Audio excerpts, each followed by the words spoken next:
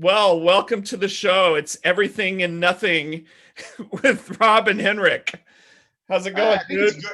Everything and nothing. I kind of like that because we could talk about everything and we know nothing about it. That's for sure. We don't know anything about most things, as it turns out. One thing that neither you or I are really good at is vaccines, but it's on everyone's mind. It's so true. So true. I don't know jack about vaccines, except we've taken them when we were kids. Yeah. And there's this so-called thing called the flu vaccine, which doesn't seem like it's really a vaccine if you have to take it every year and it's a dice roll if it even works. Yeah. And like, so I'm suspicious when the doctor makes money on me taking shots. It feels like he wants me to, Yeah, but I'm not sure if I need to. right. That's one of the benefits of a socialistic medicine system that we have in Sweden, where if they tell me to get it, it's not that the doctor wants to give it to me, but he realizes that his workload will be lessened if he gives me a shot than me coming down with the flu, right? Yeah. Someone made that judgment call that this effort is more worth than the missed out effort that we have of people being sick. Yeah. So your doctors in Sweden don't have a financial incentive to get you to take a shot. Not to take that shot. They're giving me medical care. I can seek aid for anything I want. Yeah. But if I'm not in a risk group, so I don't get Yeah. pulled in for vaccinations of the flu since it's seasonal. I Right. would have to ask for it, and he would say, "If you think it's worth it, sure, I can give it to you." Yeah. It's There's, not. There's no us selling it.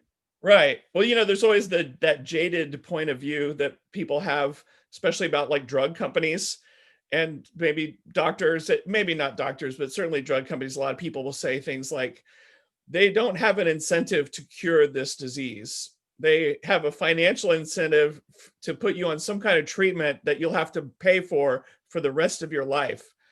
That's how they make their money. That's It why they may- never figured out diabetes, right? could Because they be. make a ton of money of creating insulin, and you need it for life, right? Yeah.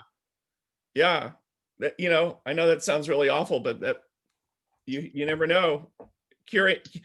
It's like we live in this high-tech world that you and I live in, and we talk about business models and venture capitalists and what kind of startups will get funded and what do they want you to do. They don't want you to do some transactional model where you get paid one time. They want you to do like a SaaS model subscription where you're Suck them getting in for paid life. forever. And the stickier your application is, the less it is to get out of it, the Yes, more money they'll throw at you, right? exactly. Exactly. Um, So what do you think no, about so, this new vaccine talk that we got going on here with COVID? so the COVID, so there's two things that are interesting. First is the speed. The speed of the developing the vaccines. It's one of the faster vaccinations that has from nothing. Like a year ago, we did not know about COVID-19. Right. And now there's at least 3 or 4 different vaccines developed who shows more than 90% probability of working at a large population, right? Phase 3 testing. Yeah. And one of the things, and I looked into, I talked to a couple of friends who work in the medicine business, they're doctors and they're researchers at pharma companies, and said EU, the US, China, and Russia all gave them security in terms of we'll fund the R&D. If you fluke, if it turns out be not working, we'll pay for it. Yeah. So they guaranteed them the sale, Yeah. which made them more willing to risk the R&D. They Right. could run 1,000 tracks in parallel, and then they knew the fastest track to a ready vaccine is the one we want. Yeah. Whilst in the past, they could run 1,000 tracks if none of them showed any probability after 6 weeks, they shut them down and they try something else. Here they can run them longer to find that whatever it is and refine that over time because they knew that it would get the R&D funded. Yeah. Right. Good In point. a traditional model, they would have to prove that it would first that the vaccination was needed Yeah. or the medicine was needed. And then they would have to develop it, which could take 2-3 years because they can only run so many parallel with their R&D budget they have. But now they just put everything on it. It's pretty crazy. It's pretty cool. Yeah. Warp speed. But didn't the US do that once upon a time with, was that the polio vaccine? I don't know if it was done that same way. It might have been. You always hear about that guy, Dr. Salk, who came up with it. You know what? I don't know enough about the backstory, if he stumbled upon it or if he labored for years on his own, or if it was a concerted effort by the country. It may have been. I don't know. That's a good question. But apparently lots of people that was the original idea where the US government got the idea to say warp speed, right? Because we've done it before. Yeah, I mean, obviously lots of people used to get polio and it just screwed up your life pretty bad. And nobody does anymore, right? Right. Yeah, absolutely. So we got all these vaccines that are looking really promising. And so now we got to get them out to the people. I wonder how it'll be different between the US and Sweden. Yeah, so Sweden, the prime minister secured, he mentioned on news yesterday that they secured enough vaccine for 10 million people, which is all of the population of Sweden. Well, I guess US they need like 500 million doses, or 1 billion doses, because it's a two-dose vaccine, it looks like. That's right, it's 2 doses, good point. Yeah. So you got a double dosing. And then now in Europe, there's a big debate on, like, who do we give it to first? The older people who are in the risk group and have a higher risk of dying, or the younger population between 15 and 25, which is the large carry group of the disease now. So we see in Europe like a huge uptake in the kids and 15 to 25. And if we could vaccinate them pretty fast, given that most of them, like at least up to the age of 18 in Sweden, are in public schools. So we could, in a week almost, have them all vaccinated. And we could use, universities and military service and everything else that happens from you're 18 until you're, 25. Yeah. And we could get a large amount of that group vaccinated in very, very short time with like very little resources. Because in a school, everyone is there. You have the facilities. You can keep distance because they will be in different classrooms and you can walk around and do it. So I think that's a very interesting way of doing it. Instead of saying, okay, everyone who's in the risk group got to come and take a shot, but you should stay 6 feet apart and you should, not stay indoors next to each other for more than 15 minutes. But everyone has to come in this short period of time. It's almost like an impossible.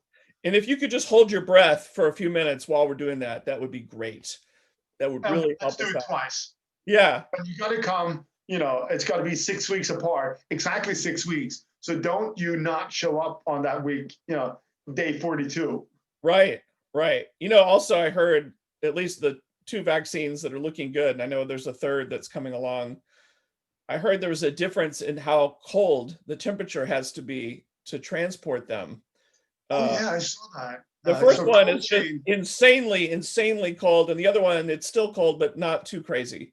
I don't know the temperatures off the top of my head, but it was like dramatically different. One was just like you got dry ice, or who knows, liquid nitrogen or something out of some sci-fi movie trying to transport that to get it to people. And then I don't know how cold it still has to be when you're about to give it to someone. Imagine shooting someone with something that is on dry ice. Yeah. If you take the shot up and you plug it into the arm, yes. Wow. You know what? I do have experience with that. When I was in the military, when I was going through boot camp in San Diego, of all places, where you used to live, I do remember, early on, they thought of everything, right, for the military.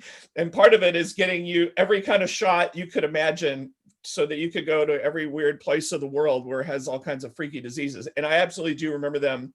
I don't know if it was polio, I don't know what shot it was, but I remember the nurse saying, giving us like a test tube or the whatever that has it in there prior to the shot. And they go, okay, well, I'm going to be giving you the shot in about 5 minutes. I'm going to give this to you and you can start like rubbing it in your hand. You get it. And it's like freaking cold as all get out. You're like, I do not want that going into me. And so you're like trying to heat it up as fast as you can. That would totally suck. But yeah, you said the words cold chain, and different levels of cold chain. One's like out of some kind of sci-fi movie. And the other one is just like, oh, cold, like beer. Imagine like you work at a semiconductor place and like say we need a cold chain tracker. Yeah, we got one. No, it got to go down to minus 145. What? What? Yeah, we can do it. It'll take 6 months. No, douche, you got 2 months. Right. Then the vaccine is ready. Then we need to start ship it. And if you're not ready, we ship without you and we pray and hope. Yeah. And we blame you that you're not ready on time. Would you be able to warp speed that? It's a good question. Yeah. I don't know. Wow. But you actually got to heat it up, that thing that you shot in your arm? I did. Yeah. They gave me a few minutes. It didn't die immediately. Yeah. Yeah. I thought it was going to be like, heat this up, and you would go like this, and she'd go, bang, just to distract you with something else. Right, right. Well, that's a good way to do it. Absolutely. And yes, I think it was a shot in my butt too. It just sucked. But that's life, you know. I definitely remember going through a line and there's people on either side of you and they're doing that kind of machine, almost like a gun injection, like power injector, yeah. Yeah, and so they're like, you're just walking single file, and people are just like, shoot, shoot, shoot, you know. Like a dog. Yeah, exactly. So if you cry, you go to the right and you get off the boat. Exactly. It's like, bye-bye. Wow. Yeah, you know, it'll be interesting to see how the triage or whatever you want to call it is in the US, trying to get, you know, whatever, what are we, 320, 330 million people now, I guess times two. And then maybe some margin of error or lost, or back to your point about cold chain, people are going to screw it up. Oh yeah. Driving around the country, different cities, people are going to screw it up, and we're going to have batches of vaccines that are going to go bad. So here's the thing, right? In the US, someone will squeeze the transportation company on money. So they'll get the cheapest guy, the UPS guy, like he's like, so I got two different rates. One is for post, and one is for a heart transplant. Which one would you like? And then there's a magnitude of difference here. Yes, one is life and death, and the other one is mail. Yeah, but we need 300 million plus. Can we get a rebate on, you know, on the mail one and get the cold chain experience of that one? That's nice. I'm putting my money on Amazon. I mean, you know, the normal US Postal Service, I never even see them anymore, or not much. And then that leaves UPS and FedEx. But then the one that's just rising through the stratosphere is Amazon Prime. And you see Amazon Prime airplanes, Amazon Prime trucks all over the place now. And so you're seeing this. Ships. Huh? You bought container ships. Why not? I love it. Is it gonna have a little smiley face on the side of the ship? But I guess it could be the first remote controlled one. You know, that's an example of like vertical integration. You know, just like we see Apple, now we're going to make the chip. We're making everything. We don't have to rely on anyone. Amazon, it's like, we're going to stop relying on UPS and FedEx, and we're just going to do it ourselves. And if you're a Prime member, you're going to get your vaccine sooner than non-Prime members. We can't promise you, like, we can't say that, but it's very likely that the Prime delivery guy knows your address if he stops there every day. Yes. Do you want that free 2-day delivery of your vaccine? Or it's 2 to 8, depending on USPS.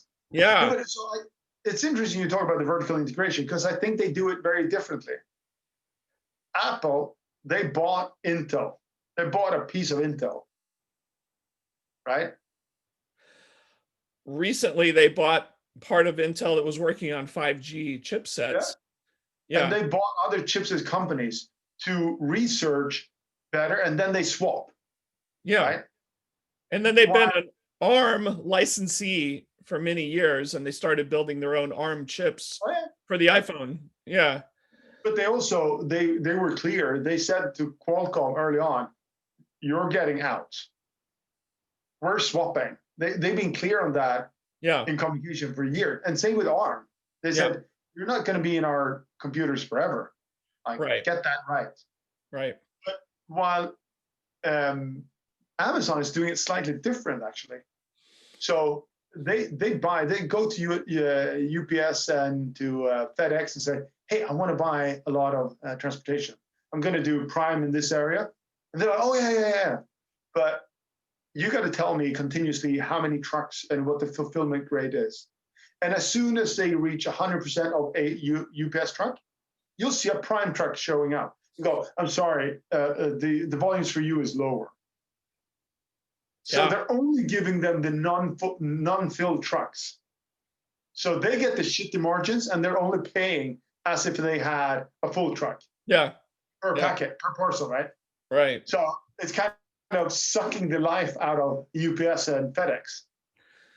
It's almost like you can imagine this dystopian world, like in movies you've seen before, where Prime members are the ones who get the vaccine first.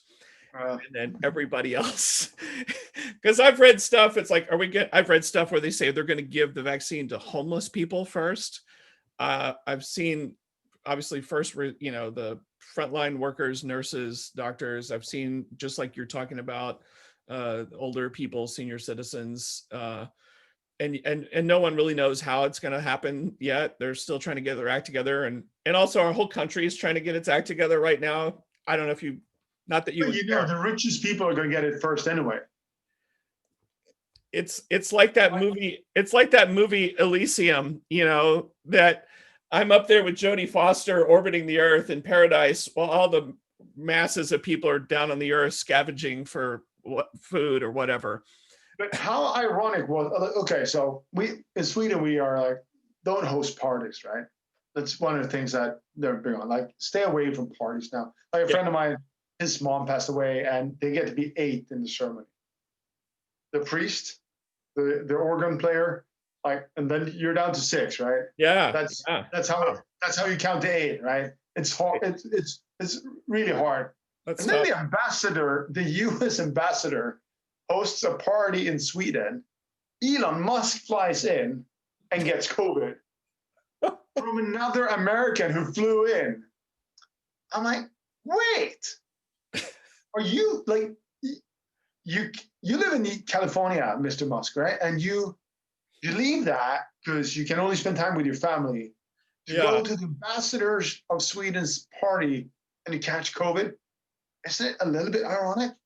A little bit. Just a little bit. Wow. Go figure. That's a good segue, because I want to talk about Hyperloop. Yes. They just did their first test trial. The test. That's right. Yeah, it wasn't very far, was it? Or I remember reading something about that. Was it like 500 meters or something? But they got to the speed of 160 miles an hour. They're going really fast. The 2 passengers went splattering through the wall when it stopped, right? And they were just like vaporized instantly, or did it work out? It actually worked out. So it was the co-founder and the CTO. No, okay. It was the CTO and the chief experience officer. Oh, nice. That's gutsy, right? It's proof that you trust it works. Yes, we believe in this. Strap me in. Would have been a technical failure that made the experience horrible and they both died? What if we found out that they're actually the second chief experience officer and everything, and the actual first ones already did the test and were splattered all over the place, and no one reported on that, and now the new test worked out, and we're just no one left to report. Exactly. It never happened. Maybe that's why he licensed it to. Is it Virgin who's doing it? It's Virgin doing it, but it's still Elon Musk. It's still his technology, but you're right. So I guess Sir Richard Branson's going to do his Virgin thing. It's interesting. I think it's pretty cool. I think it could actually help. Like I'm thinking of the traffic from Los Angeles down to San Diego, like through Orange County. Yeah. And through all those little nice beach towns. It's a nice road, but it's horrible traffic. Yeah, it sucks. You're right. And I think it can do Vegas a treat as well. Imagine, and I think LA, Palm Springs, LA, Vegas could be interesting routes. So how's it supposed to, is the Hyperloop, is it going to be above ground, or is he going to use his boring company and build tunnels? And flamethrowers. So he's the best guy at raising capital without giving away ownership for shit. Yeah. He sold those flamethrowers saying these are not flamethrowers. They're not flamethrowers. And he made, was it 10,000 of them he made, and he sold them at like $1,000 each, and they were just. And he's like, I'm gonna make halves. They're gonna be $100. Like you can buy the Tesla 3, you can pre-order it now, and you pay $2,000. The first 10,000 can order them now. Like cash into the company. It's amazing. Rest of us go and we go to the market and we ask for, does anyone want to buy more stocks in my company? Like he gets into merch. Yeah. It'll be interesting, this Hyperloop thing, when I think about the mindset of the typical person in the US. The United States is not a train country. Europe is a train place. Asia, Japan, when I was working at Hitachi, I'm on their bullet trains and stuff like that. And I used to spent a lot of time doing work in France and with the guys at SNCF. And so I was on the TGV all the time. And so, but America never did that. For whatever reason, we love cars, we love airplanes, and trains are used to ship freight, but people don't really ride trains, not very much. And so it'll be interesting to see if we will adopt that. Also, it's harder. Like, for instance, let's just say it's like laying tracks like a train on the surface. It's easier to do that earlier in the life cycle of your country when things are wide open. Once it's all built up, it's really hard to do that because there's people there. That's why it's going to use the tunnels and the boring company, because it turns out digging a tunnel under a city is a lot easier than appropriating land and build tracks. Yeah.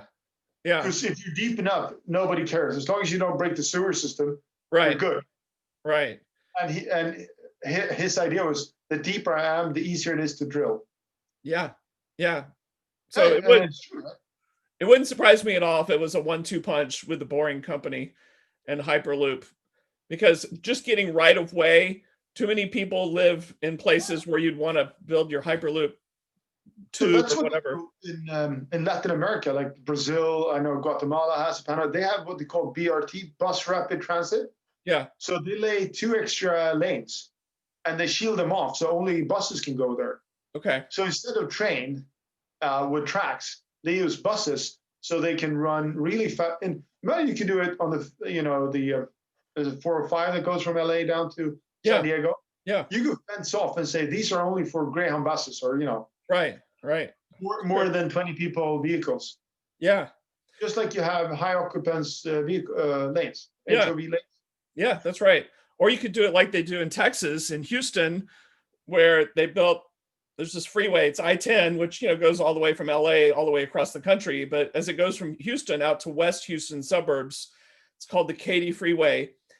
They did it the Texas way. They built a freeway that's 25 lanes across. What? Yes. 25? Yes. They're just like, we got a lot of people in Houston. It's the 4th largest city. It's going to probably pass up Chicago pretty soon. And they have a different view of the world. They're just like, more freeways, more lanes. People love cars. And so they also have a lot of asphalt from that oil coming up of the ground. Oh, yeah. And by the way, every major oil company is headquartered in Houston.